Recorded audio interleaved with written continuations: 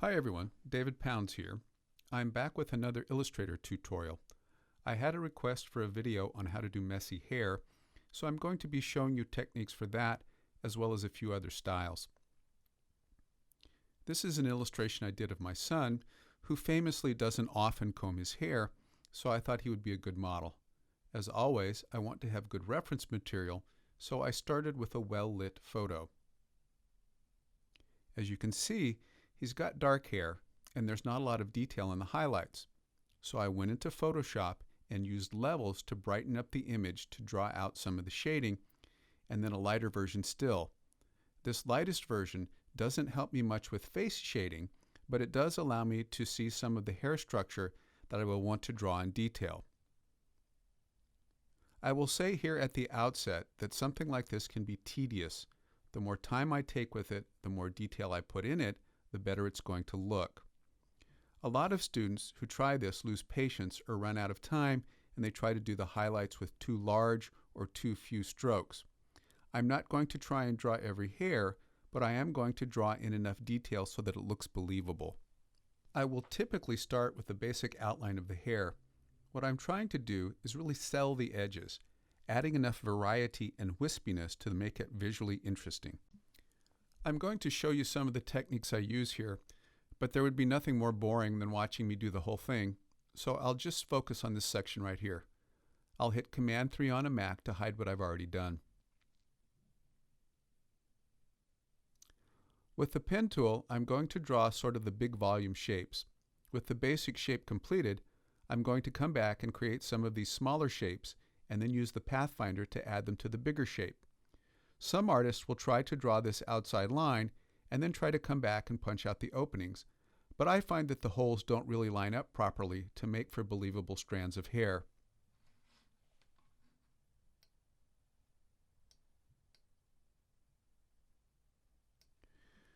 Let's do something about like this, and then add another one. Being good with the pen tool is certainly a plus with this kind of thing. I want to design it so that I like the way it looks artistically, even if the hair in the reference photo isn't exactly in this position.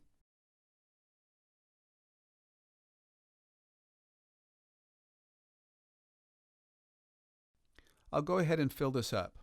I could leave them alone, but I usually select them all along with the bigger base shape and then go to the Pathfinder and forge them all into one compound shape. Notice here that the openings look like they were made by overlapping strands of hair.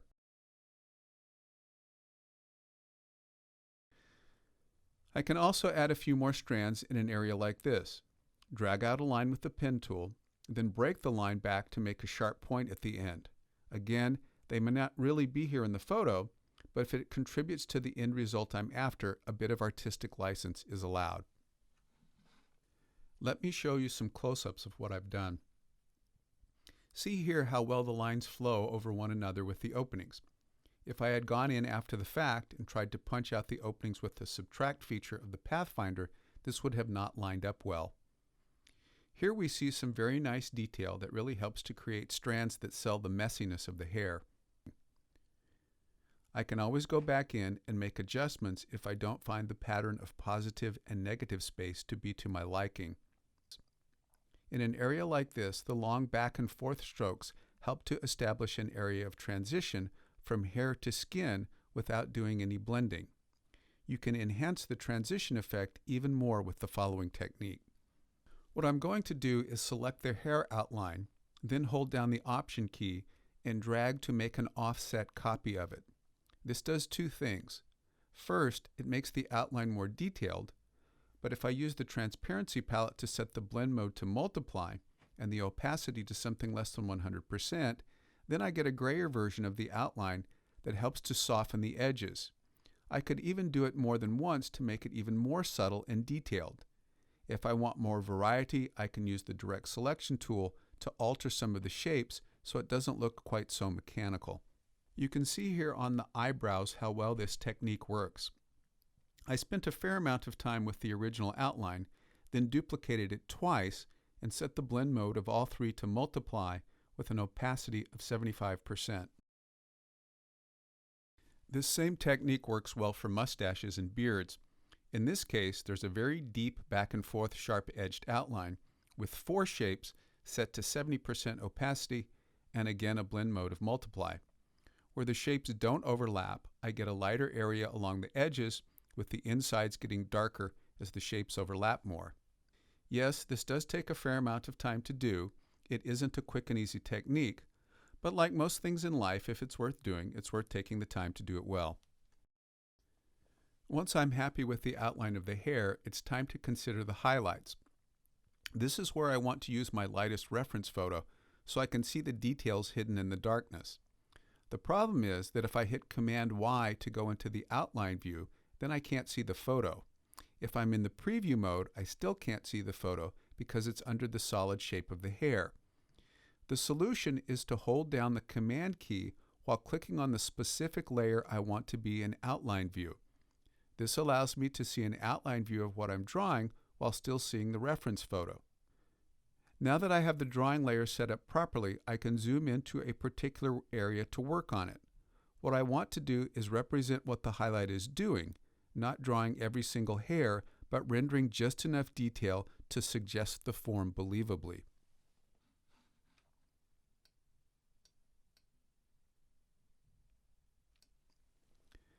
This is what it looks like when it's finished. It's a back and forth motion with sharp pointed edges. When I'm doing hair, I usually limit myself to 3 values. With this hair, I'm using black as the base color and a dark gray, and then a slightly lighter gray for the highlights. I use the lightest reference photo first to draw the biggest highlight shapes. Then I switch to the darkest exposure reference photo, where you can see the highlights are not nearly as large. These will become the brightest parts of the highlights. When I'm finished, it may not look great from close up, but from far back, the highlights serve to define the volume of the hair well. I spent a fair amount of time examining the reference to decide the level of detail I want. This isn't something where I can reveal my secret easy technique for getting this done. It involves a lot of good judgment that comes with experience and careful observation. And here you can see the completed illustration, with the hair being at a level of finish that is consistent with the rest of the illustration. Now that I'm finished with a standard image-based representation of the hair, let me show you a few variations of hairstyles you might encounter with ethnic models. I'll start by making my son bald, then draw in what used to be called back in my high school days a fro. I'm not hip enough to know what it's called now. Here's how I did it. In order to focus more on the hair itself, I've isolated it in its own document without the face. I've drawn the basic outline using smooth lines and filled it with a darkish gray. The next step is to roughen up the smooth edges. It will take too much time to do with the pen tool, so I'll use a filter instead. I'm zooming in so you can see the effect of the filter. With the shape selected, I'm going to Effect, Distort, Transform, and finally roughen. Clicking the preview allows me to see what the default settings look like. 5% on the size and 10 ridges per inch is too much, so the first thing I want to do is lower these values. For the size, a fraction of a percent will do the job nicely. The ridges are too sharp and pointed, so I'm going to click here to have the ridges be smooth points rather than corner points. I'd like to have even more detail in here, so I'm changing this value from 10 to 20. With more ridges, I think I'll take the size down even further. This is something I think I can work with, so I'm going to accept these values. You can see that the result is some very nice edge detail. Now I copy the shape, Command C, and paste in front, Command F. With the shape selected, I go to Window, Swatch Libraries, Patterns, Basic Graphics, and then Textures. After some experimenting, I think this one right here is the best option to get what I'm after. Let me zoom in on it so you can see what it looks like. This is giving the impression of the very tight curls that I'm looking for.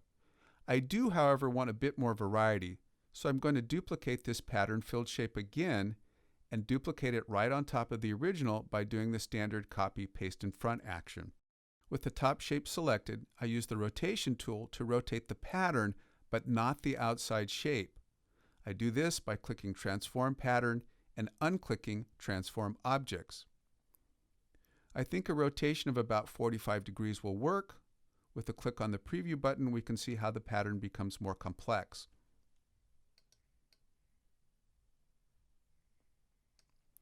If I want some more variety, I can use the Transparency palette to set the blend mode to multiply and the opacity to about 40% or so.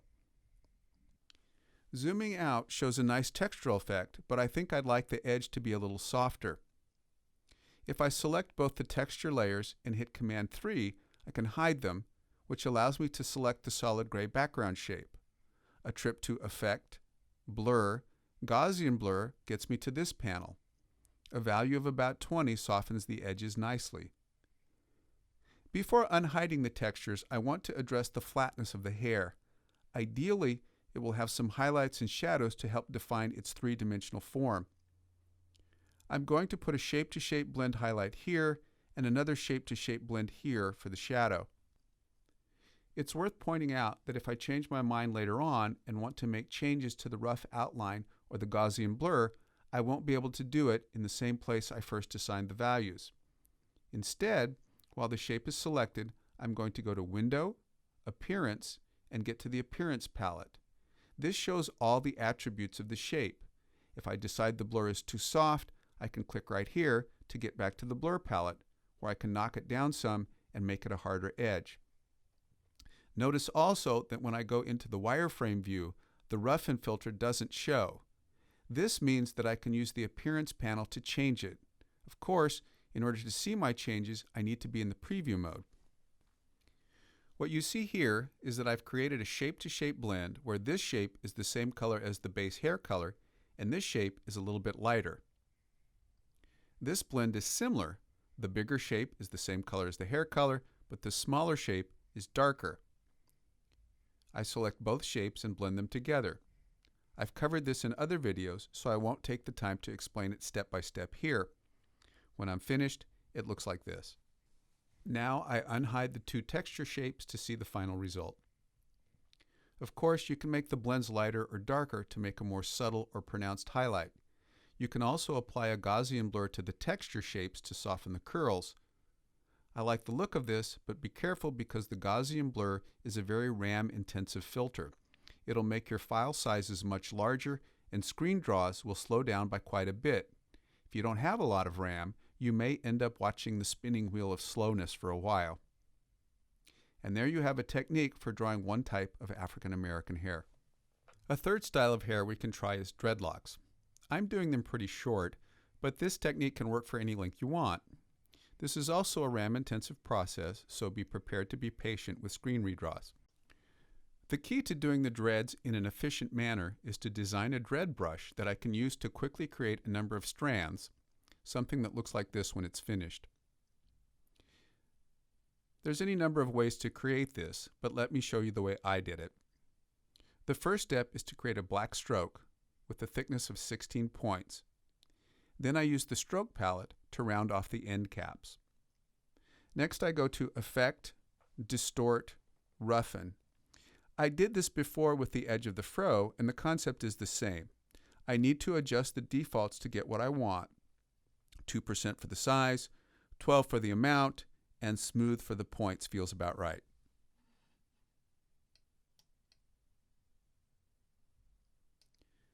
Now I expand the appearance to make the distortions permanent, and then Object, Path, Outline Stroke to make this a shape rather than a path with a thickness. See the difference here in the outline view. This particular dread brush will be a dark gray with a lighter gray highlight. The blob brush does a good job for me with drawing the highlight. I can use the left or right arrow keys to make this brush bigger or smaller. This doesn't need to be super detailed. I can add some variety by changing the size of the brush periodically. Color-wise, I want two different versions of this. I make a copy by holding down the Option key and dragging. The color of the copy changes to black with a darker highlight. Each one of these will be the basis for a new brush. New brushes are created from the Brushes palette. I just select one of the dreads and drag it into the Brushes palette. A dialog box appears asking me what kind of brush I want. I choose Art Brush and click OK, which gets me to another dialog box. Here I can name the brush and make a decision about whether I want the brush shape to scale proportionally or to stretch along the length of the path that I assign it to. I'll scale this one proportionally to show you what it looks like. I create a line with the pen tool, then apply the brush. Applying the brush to shorter lines results in a proportionally smaller dread. The other option is to have the brush stretch to fit the length of the path, but have the thickness stay the same. The brush distorts to fit whether it is extended or condensed. The second option is the one I'll be going with. I have the darker dreads on a layer below the face, and I'm going to put the lighter dreads on a layer above the face. I want to keep the lines flowing in the right direction. Obviously, in this case, I don't have a reference photo to work from, but I do have a sense for where the locks should go so it looks like they're oriented on the head properly. I want enough to make it look thick, but I don't necessarily have to cover every bit of the scalp.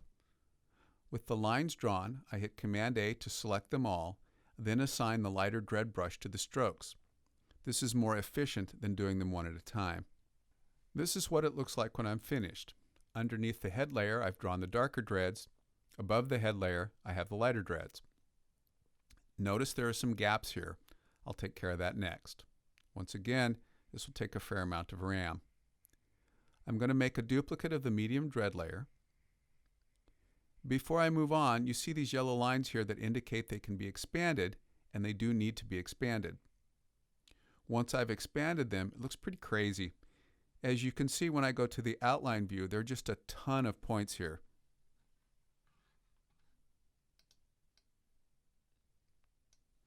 I'm really only interested in the edges, not all this mess in the middle. I select all the shapes, then go to Pathfinder and choose Unite. This looks better, but I still need to clean out these inside shapes. I'm going to use my Direct Selection tool to select and delete them. Once all the interior shapes are gone, it looks like this. Fill it up with solid black, and then I'll play around with the stacking order to get all the layers to work together.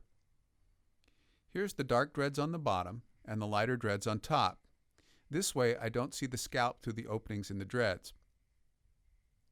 The dreads look too light, but I'm doing this on purpose so I can add some blending to darken up the shadow on the side of the head.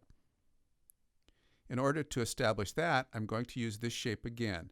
I duplicate the layer, then change the stacking order so that this copy is on top of all the other hair layers. Now I fill this layer with a radial gradient. You can do this shading however you want. I'm doing it this way for the demonstration to show you how the concept works because it's relatively easy to do. I don't want this to be solid black, so I'll lighten it up a bit. Changing the blend mode to multiply allows the dreads underneath to show through. I turn on the face layer to see how the whole package comes together, and I like the results. The one thing that still bothers me is that if the light is coming from this direction, I should be seeing some cast shadows on the forehead. I'm using this shape once again. I duplicate the layer, then turn off all the other layers except the face layer, which is locked. I'm going to make the shadow by moving this shape down and to the left and give it a Gaussian blur, but I don't want to see any shadow outside the face.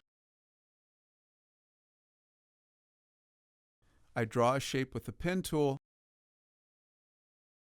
then select both the new shape and the hair, then use the intersect function of the Pathfinder palette to keep only the area where they overlap. Now I fill it up with black. Give it a soft edge with the Gaussian blur, then use the transparency palette to lower the opacity and set the blend mode to multiply to make the shadow color interact more naturally with the flesh tones. I'm going to have to tweak this somewhat because obviously I want shading only on the skin, but I think you can see how this can work for you. And here it is all finished. I didn't spend a whole lot of time trying to get the dreads to flow properly, but it should give you a good understanding of how to accomplish this technique. If you spend some time on it and use good reference material, I'm sure you could do a better job than I did. We can call this next style Edward Scissorhands, or maybe Doc Brown, because it's going to be really wild and crazy. As before, I'm going to have some of the hair be under the head layer and some on top of the head layer. Rather than watching me draw those lines, I've already created some on this layer. If I want to fill it in a little more, I can select them all and copy and paste to get a second set. I use the scale tool to make them slightly smaller, then the rotate tool to offset them from the originals a little more. Pretty quickly and easily, I've doubled the number of hairlines. I followed the same procedure with the hair on top of the face layer. Copy, paste, rotate, and scale.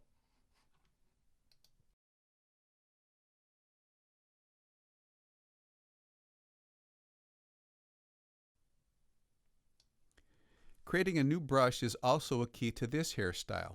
I want a long shape with a wide base on the left and a sharp point on the right. As before, I'm going to drag it into the brushes palette and make it into an art brush. I select all the strokes from both layers and apply the new brush. I do have to make sure all of the strokes were drawn in the same direction. If I don't, I may get some brush strokes that are wide on the outside instead of being pointed. Now that I have it roughly correct, I expand the appearance of the brush strokes. To clear out most of the unnecessary points in here, I use the Unite button on the Pathfinder palette. I then use the Direct Selection tool to select and delete any stray shapes. Here's the result: a black layer underneath and a slightly lighter gray layer on top.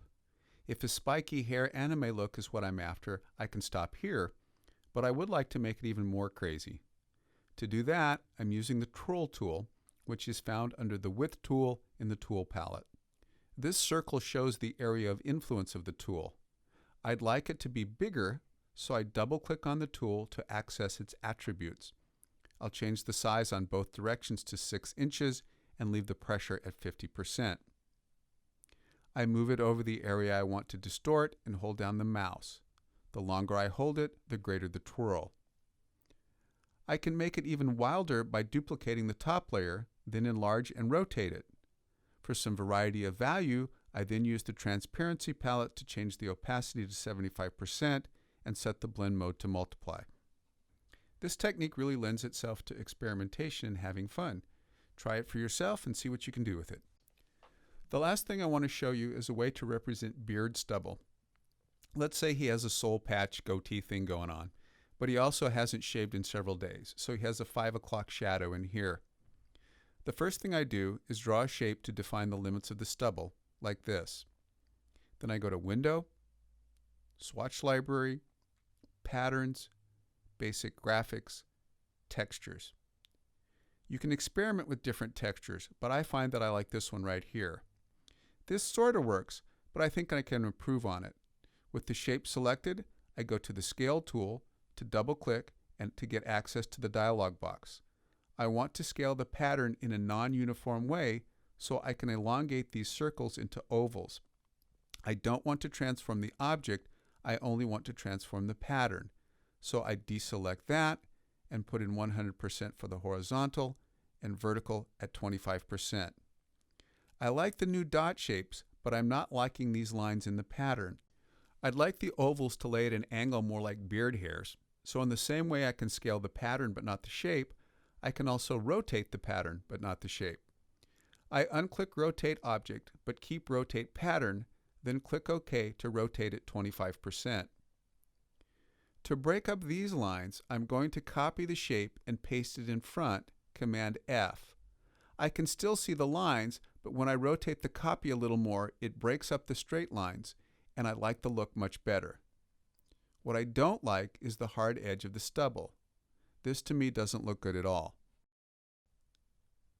Let me bring this off to the side so you can see what I'm doing a little bit better. I'm going to make a copy of this shape by Option dragging, then change the fill color to black. Now I make another copy, Command C, Command F to paste in front.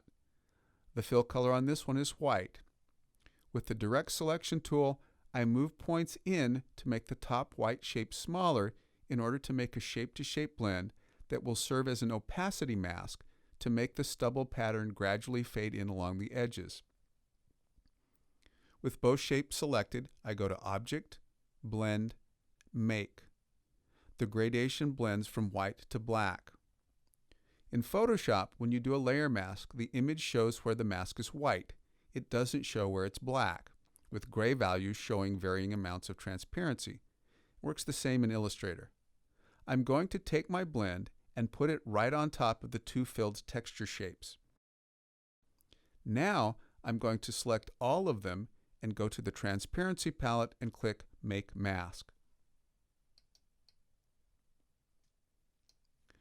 So what I see happening here is that I can see the stubble full strength here, but then it gradually starts to fade out. Now when I bring it back over and put it on top of the face, see, this looks more natural. If I want it darker, I can use the Transparency palette to change the blend mode to multiply. This technique can also work with balding or close-shaved heads as well. So there he is, my ruggedly handsome son. Thanks so much for watching. Feel free to contact me with questions or comments. If you haven't already done so, check out my other videos for tips on how to do portraits and long female hair in Adobe Illustrator.